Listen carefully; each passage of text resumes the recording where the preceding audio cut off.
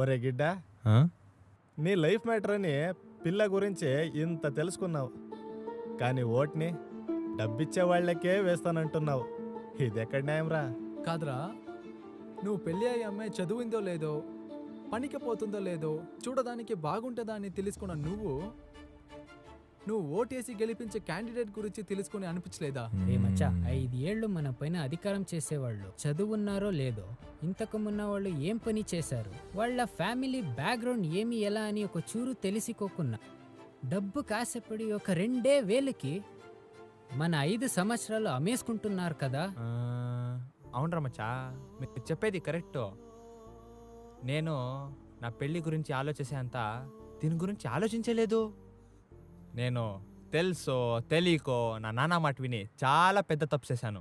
ఇకపైన ఏదైనా సరే నేను నా పెళ్ళ మాటే వింటా.